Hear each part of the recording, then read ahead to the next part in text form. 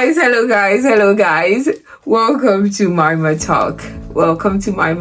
If you're new here, my name is Jemima Free, your girl, Mima in short, and this is my Mima Talk channel. I have rebranded where now I have created a safe space where I invite friends, loved ones, colleagues, especially those who are immigrants at the moment, and then we share stories, life stories, experiences, relocating experiences, how relocation has been, and obviously just the diaspora experience. So if you're really new here, kindly share, please subscribe and be part of the Mima Talk family. If you're already part of the Mima Talk family, thank you very much, and keep listening and keep tuning in to watch every episode that I post here. Thank you and have a lovely time. Bye.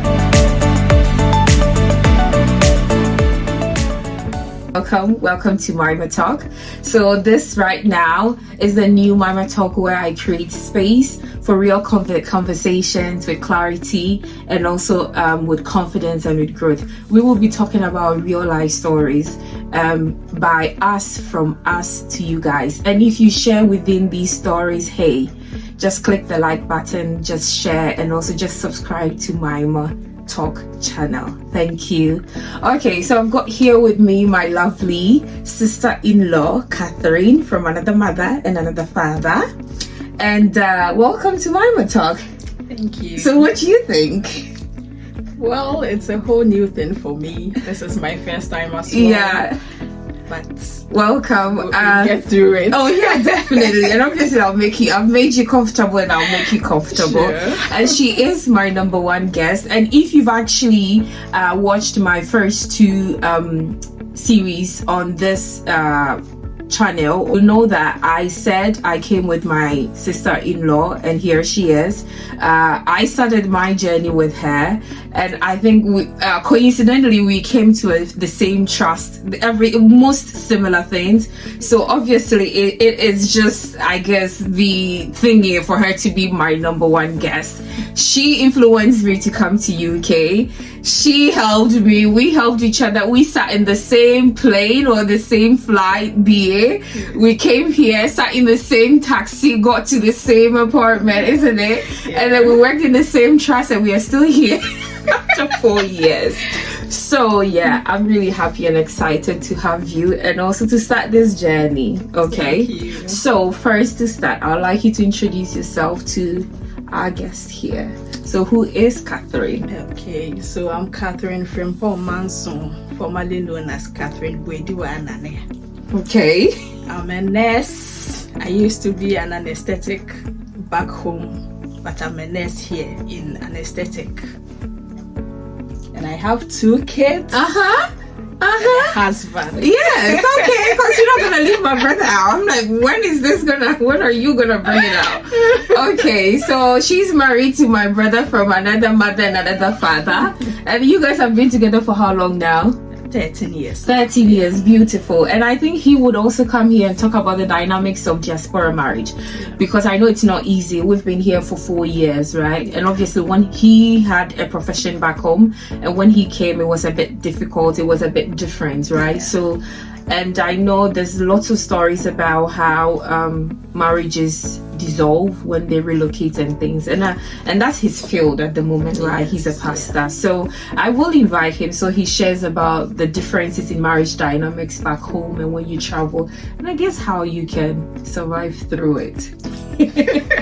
Okay, easy, man. He will share his story himself. All right, so I've got one question here. What made you to consider relocating to UK from Ghana? Because as you said already, you were a nurse anesthetics back home. Yeah. Before that, can you take us through your nursing journey or your professional journey?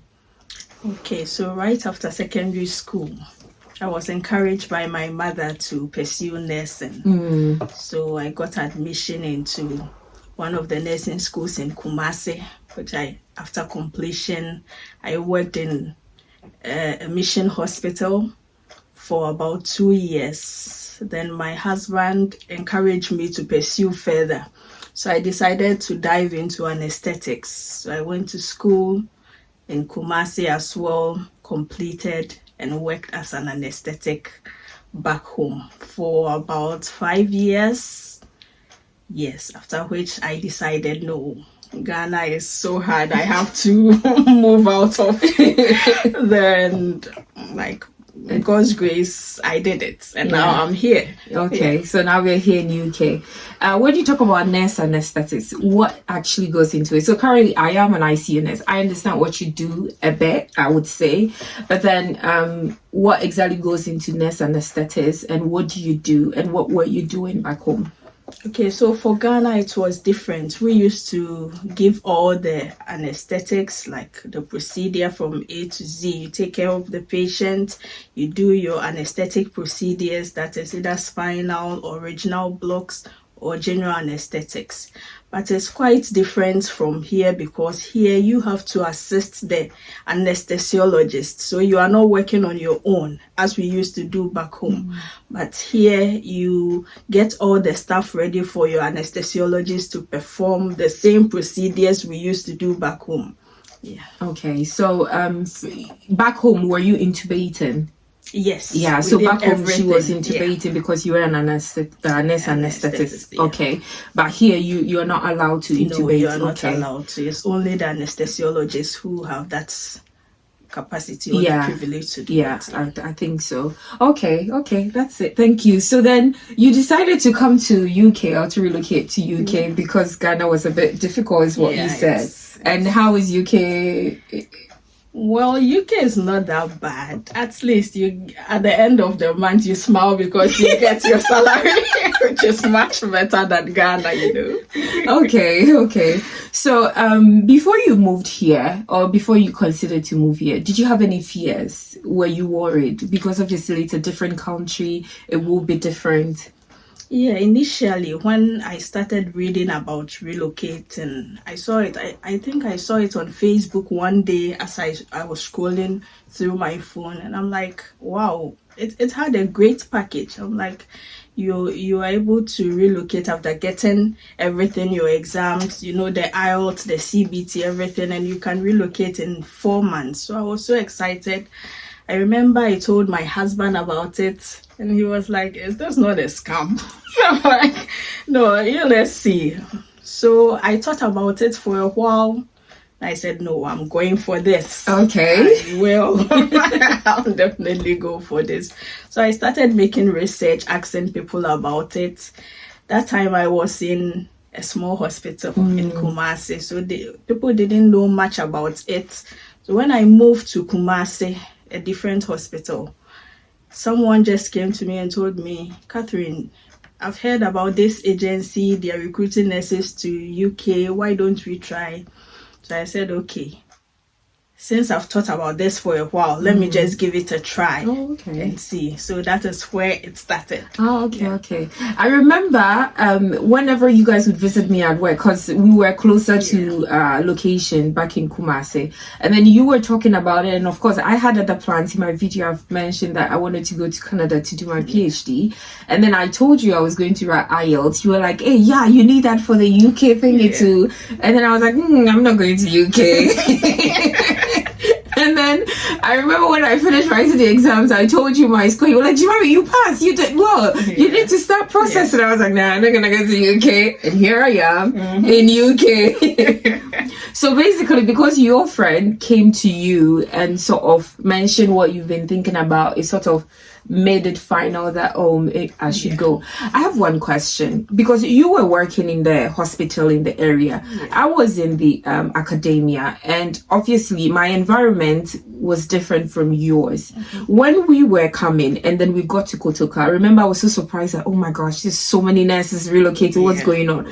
At the time you were processing, did you know that there was this boom of nurses relocating from Ghana to UK and to other places? Well, at first I didn't know, but later I joined this agency. They were recruiting a lot of nurses to UK. And my friend, whom I said talked to me about the relocation package, she was like, Catherine, let's go for an IELTS classes. And when I enrolled in the IELTS classes, oh my God, there were lots of nurses. I'm like, why are all these people here? We all live in this country who work here. I was so surprised the first day I went for that classes. I couldn't believe that a lot of people are planning to leave. Yeah, I think mine was when the day of the IELTS. I didn't know enroll in class, as you know. I just used the app and I went to write the exams. And then for me, it was when I went to write the exams. And then I went to write the exams with a friend who is not a nurse. He's just a businessman. Because I was writing, I was like, oh, I'll join you. He also registered went to write. So when they were like, there's so many nurses here, like, what's going on? Yeah. So naive, like, so I was just in my own world. Like, what's going on? Wow, there's so many nurses, like, and I'm like, British Council, they're really making lots of money out of us. Because obviously it was quite, I wouldn't say expensive, but it did have a good price to the time. Okay, lovely. So then, how did you start the UK nursing process and application then? Did the agency do it for you or you did it yourself? No, I did it myself. Even though I joined the agency, the package wasn't really what I wanted. So I tried to do things on my own. I started learning the IELTS on my own. Initially, I thought it was so easy. I didn't use anything. I wasn't studying. So I just went for the first one. And when I came back, I'm like, wow, what's an exam? What was that? Especially I had challenges with the reading. So after that, I realized, no, I have to sit down. That is when I enrolled in the classes just to help me with the reading aspect. Okay, yeah. That's good. So you, after that, then the process, you just went ahead and you did it yourself. Yeah. Because obviously before we came, you were supposed to write the IELTS, you're supposed to write the CBT, and then you're supposed to get the other people, obviously, I think health clearance as well on the system to get all these things sorted before you sort of get COS or a sponsorship from the hospital here. Among these steps, which one was a bit difficult for you or stressful? Well, the most difficult one for me was the IELTS. As I said, I was struggling with the reading. I don't know. I didn't know how to, let me see. I didn't get the concepts about it initially, but with the classes, I managed to go through it, which really helped me. Yeah. For me, I think my stressful moment was, when you finish everything and now you need a hospital to sponsor you. Yeah. In my mind, I'm like, what is this again? What is this? What do they mean by that? I was sort of trying to understand that. And obviously, our mutual friend helped recommended the hospitals and I applied to. I think he sent me 3. I applied and then I got the one we our trust first. And then of course it was a good deal. Okay, so you started this process. You had a family. You had 2 kids when you started. You had a husband. Did you have good support from home, family, nuclear family, extended family, friends? Or were people discouraging you? Because that was post-COVID. Yeah, it was post-COVID, yeah. I had a lot of support from my husband. That I would never say he didn't support me. He really did well. He supported me through it all. Even after COVID, I remember I passed the IELTS after COVID because there wasn't any date for the IELTS because of COVID. Yeah, they postponed everything. So after COVID, my husband encouraged me to go for the exams again, which I did, and finally I passed. So he was very supportive. My kids as well, they were praying for me. Mommy, you will pass this exam, you will go to the UK.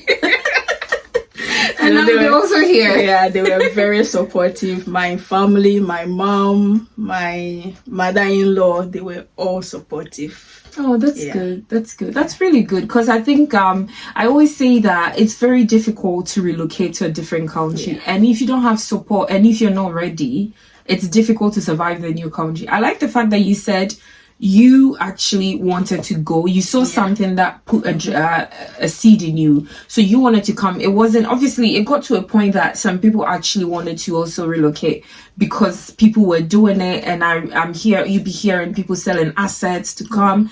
And then I'm like, it's not really that rosy as people think, or it's challenging. If you're doing it because someone else is doing it, you might find it more challenging, But then if you want to, it's like you're mentally, physically, emotionally ready, then you're ready to actually relocate. And obviously it comes with lots of struggles, but I guess it's good. Okay, so then I know we met at Kotoka together. So we got our COS, yay. And then when did you get your COS? Because I think I got mine like in June, but because I wanted to come to October, that's why I joined October cohort. Yeah, so how did you join October cohort? I did my interview in July.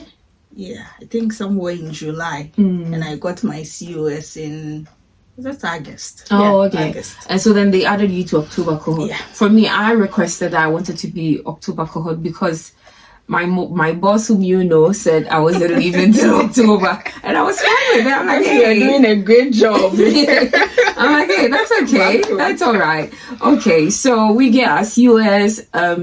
What is it? Plane tickets were booked. Yeah. And then when you saw your plane tickets, how did you feel? Because for me, when I saw my name and I saw so many other people's names, I was like, wow. I was so happy. In fact, that day I danced, I sang throughout because I was so happy. I was so happy. Yeah. Your UK dream has finally come through. You all right? Yeah, I'm all right. Okay, so we actually got on the same flight, same ticket. We met at Kotoka together, and then obviously checked in. And that was your first plane experience? Yeah. How was it? How was the food in the plane? Oh my god, it was terrible. I don't know what is this? Chicken biryani. Oh my god. And you know one funny thing, there was this lady sitting beside me. We came to the same place. She was like, Catherine, what are they saying? I can't hear them. What are they saying? I know. What kind of food is this? I'm like, my dear, eat it like that. And then again, it was just 6 hours prior. So I know. And now she's fine. It's so interested, Oh, UK. And then we get here. The taxi took us to, of course, our relocated apartment and suits, I would say. So what was your first impression when we got to UK? Like when we got here? So when we got to the airport, I'm like, wow, this place is so nice, very neat. And we came out. When we touched on the ground at the airport, I'm like, they said this place is cold, but why am I not feeling any cold? But when we got outside to go on board the taxi, I'm like, oh my god, where's my jacket? This place is cold. Very cold. Yeah, and we got here October 26th. Yeah. Obviously, it was autumn, so it was a bit cold. Okay. At the moment, because obviously, us leaving through the days and weeks, we had our shocks. Yeah. Apart from the weather shock you had when we got to our hotel, did you have any culture shock? Food? Yeah, food was challenging because we used to eat banku, akenke, everything back home. In here is just rice, and the rice was like I don't know. The texture was. I don't know how to describe it, but I didn't like the rice at all. Luckily, I brought some food stuff from Ghana, so I managed to eat them. Right from the day we got here until I got used to their food. Okay, so just for everyone to be aware, when we got here, we were quarantined for 7 days, and then the trust actually provided us with food. So they gave us, I would say, basic things they figured people used to eat. I guess so: rice, bread, oil, and some frozen vegetables. I think and a bit of spices, salt and pepper, things like that. So you can make anything you want. And I remember they told us if you want anything, you just let them know and they'll get it for you. Yeah. So we're quarantined for 7 days, and then. Was it after the 7 days that we started with the exams for OSCE? No, we started 2 days. Oh, okay. So 2 days after we got here, we started preparing for OSCE, isn't it? And then how was the preparation going for you? And of course, that was another hurdle that we had to cross. How did you feel I about the whole remember we had OSCE just preparation? 2 weeks. Yeah. I was part of the first batch to write the OSCE. So Yeah. we had 2 weeks to prepare to write these exams. It was so hectic. You don't even have time to do anything. It's just steady, steady, steady, steady. And practical learning. But thank God my roommates were so supportive. Yeah, I just remembered you made friends. Yeah. Everything together, trying to support each other at where some of us lacked, and we managed to pass the OSCE. Yeah, I know. And I remember, how did you feel when you passed? When you received the so email? Happy, very happy. I think that's the final straw. Yeah. Like when you receive that email that congratulations in your mind, I'm like, oh my goodness, that's it. I'm done. Obviously, it's been a long journey. It's been a long journey from you being a nurse in Ghana, being a nurse anesthetist in Ghana. And of course, you were highly respected because you were actually basically handling the airway when people are being operated on, doing lots of job. And then we went through this rigorous process again. You write IELTS, CBT theory, look for sponsorship, come here, and then we prepare to write the OSCE, and you have to pass. Because I think if you remember in the contract, we had 3 chances to pass. If not, I think you'd go back home. I don't think someone ever went back home though. Because I mean, if you're a practicing nurse, the OSCE, like you'd be all right, I would say, you know, not undermining anything. It wasn't as difficult as they've done today. I think our time, apparently now it's very difficult. 6 stations and that was it. Oh yeah, and now they have what, 12 or 10? 12, 10 or that's 12, a lot. I don't know. And I think usually to feel most will be nerves, you know, like you're scared, you're afraid. I think mostly not maybe the person doesn't really know the procedure, but it's more about the nerves. Okay, so we go through all this and then we start working. And then you were directly moved to the anesthesiology department, anesthetics department, right? How was it there? Well, I prayed for it, and God answered my prayers because it's the job I've been doing for almost 5 years, and continuing it was like a privilege for me. So I was very excited when they allocated me to that unit. And how, like, when obviously you do not intubate, how do you feel about the change in the roles?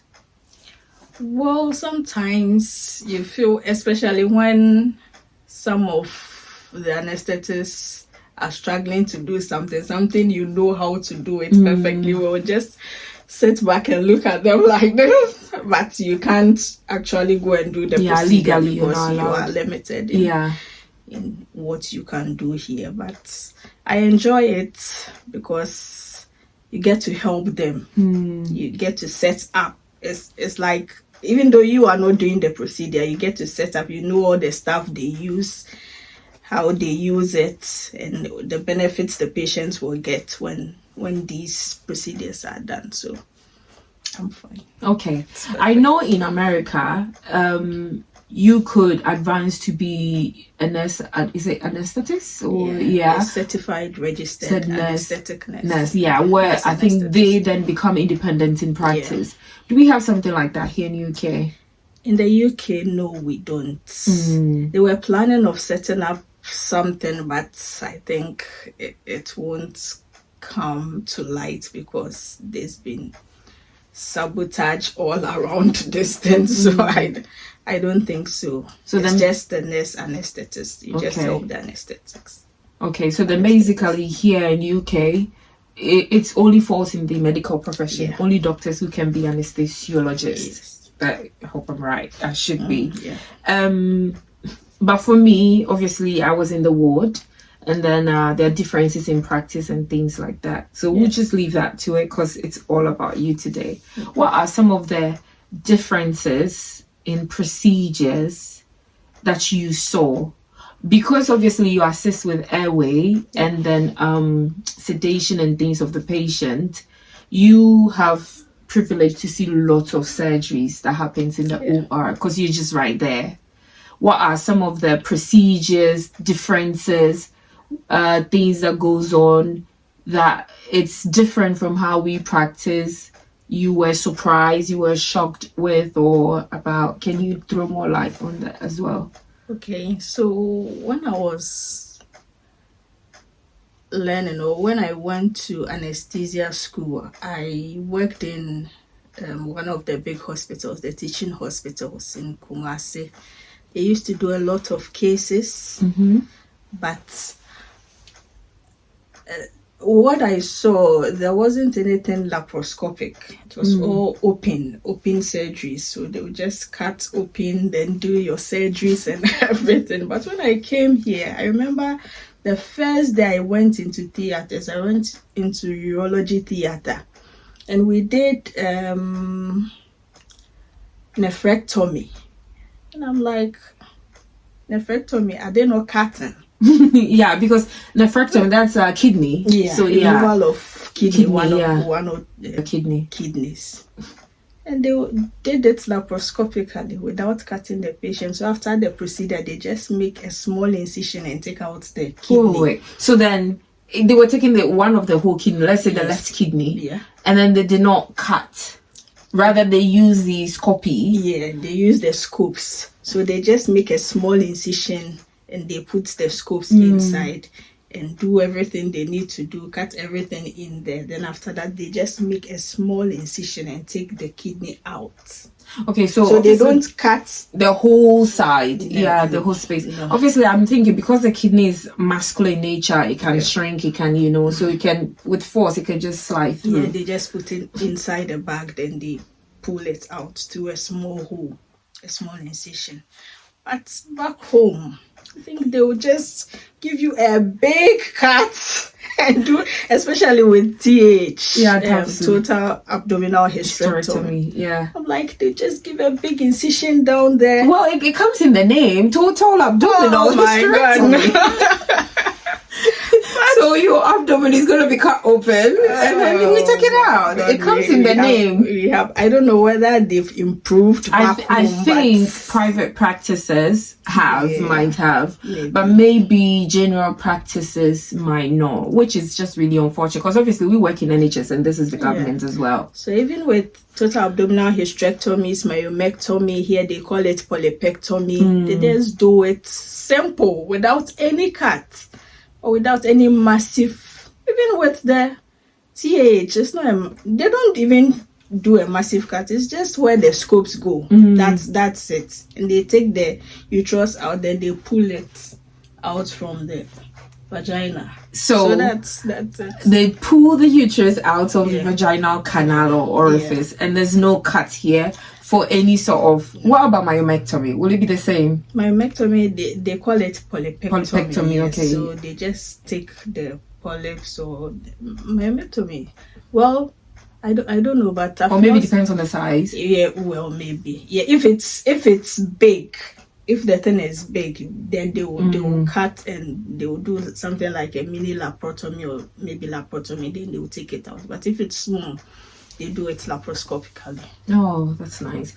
I think for me, obviously, because with me, I'm also at the where we do pseudo as well. So because I'm in the ICU where we received complicated pseudo cases, I do see I think because it's a huge surgery, they are the ones who are often cut. They go through the laparotomy process. Something small, they just do it laparoscopically. And even now, the beautiful thing is, I don't know, obviously you've seen it because you're the ones who bring them to us. That now after the laparotomy, they also have a vacuum. Yeah, the drains. No, not the drains. Now they have a vacuum where they stick it. When you have a wound. So now they have the what's the name? I've forgotten. Vac dressing. Yeah, the new vac dressing where it sort of protects the skin so that there is no adhesive or adhesions. I think I've seen it. Yeah, so now that's the new technology. Apparently it's been going on in other hospitals though, but it's just now a new introduction to our pseudo surgeries. So when they come, they have obviously they are sutured and the vac is also on it to keep the space tight and close so that there's no adhesions or leaks and things like that, which is good. Okay, that's nice. So we've talked about your profession. What about family?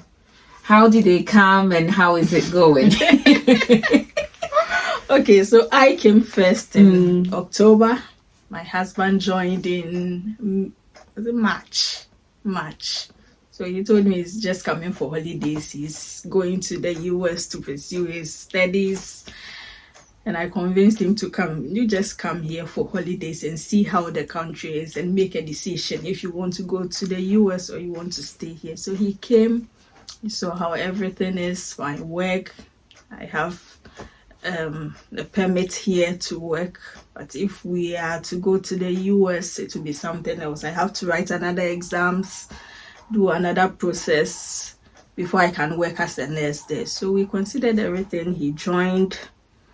He came for the holidays, went back. He said, "Oh, I'm not coming here again. I'm going to the US." I said, "Okay, fine." One day I was there and he called again. I want to come back. Oh, really? I never heard this story. I want to come back. So I said, "Okay, when are you coming?" "Oh, next month. I'll come next month." I said, "Why are you in a hurry?" I just want to come. So he came, he joined, he started school, he stayed in a shared accommodation for a while just to save money. So we stayed there for about 6 to 1 year. And later we decided to bring the kids over. And thankfully they are here with us. The stubborn kids. Okay, so how do you think there's any difference when you were here alone and then him joining you and the family joining you? Well, you know that UK, when you are here and you are alone, it's so boring. There's no social life. There's nothing. It's just work, home. I'm single. Home. Please. You have a lot of friends and a lot of family around. You know? But for me, when I came initially, I was so bored.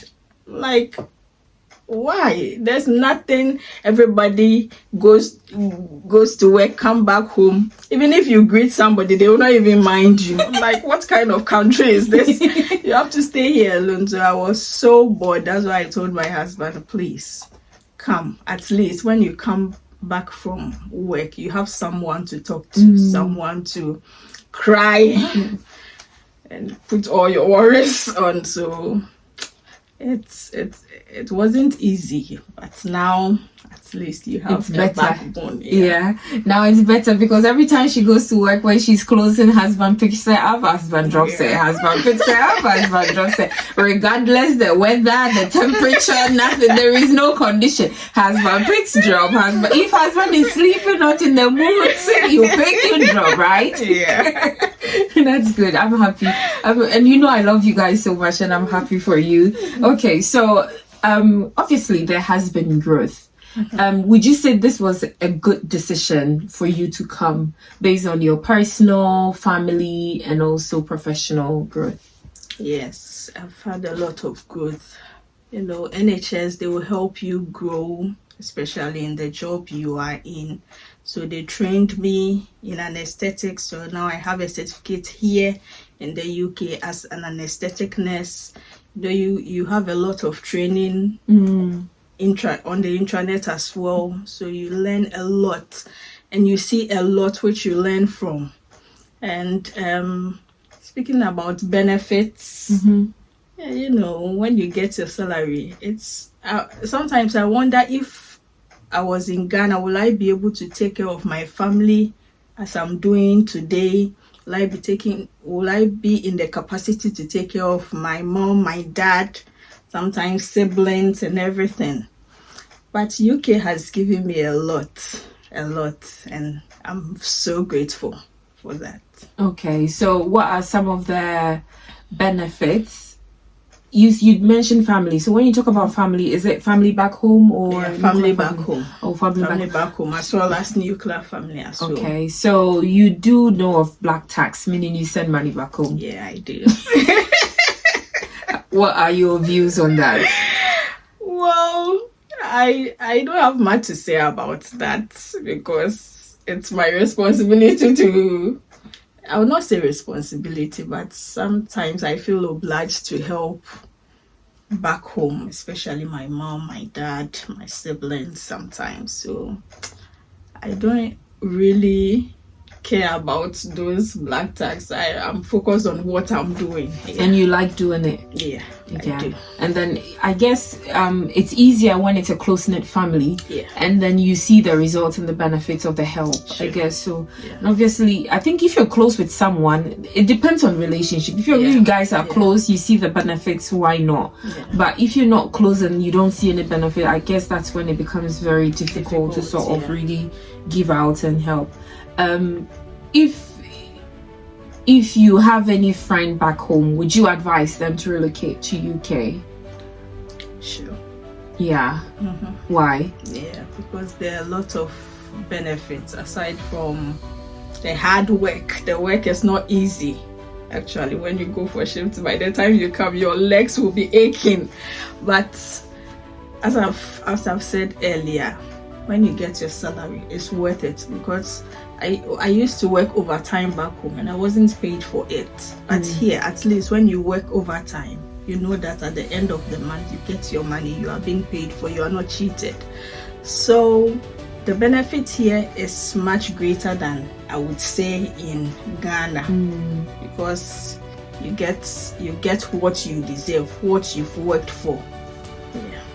And it really helps to manage your expenses or expenditure. So yeah. Okay. Oh, I have one question. Did you also go through the dilemma of, because obviously when we came, there was also another massive migration to America, to Australia, because in as much as I know you are saying at the end of the month when you receive your money it's worth it, but Yeah. when you compare to the salary now here in the first world country to other places, it's really not that much, and especially the stress that we go through here. If we do the comparison back home, obviously the gap is there, but then we live here, expenses here, cost of living here, and it's growing and it's high, you know. So did you also have the dilemma of relocating to other places from UK, or you love here, so for you were safe? Well, for me, my family is here, we are all settled, my husband has a job now, so for now I'm not thinking of relocating anywhere, but maybe in the future I'll think about it. But for now I'm okay. You're okay. Yeah. Oh, that's so nice. Okay guys, thank you, Catherine. Thank you. This will be it. So thank you for stopping by at my talk. Thank you very much. It was really nice talking to you, and obviously I might invite you again so we talk about other issues as well. All right. So for now guys, thank you for tuning in to my talk. If you liked it, you just love, like, share, please subscribe as well, so that when I post new videos you'll be first to be notified. Thank you and have a good lovely time. Bye. Bye.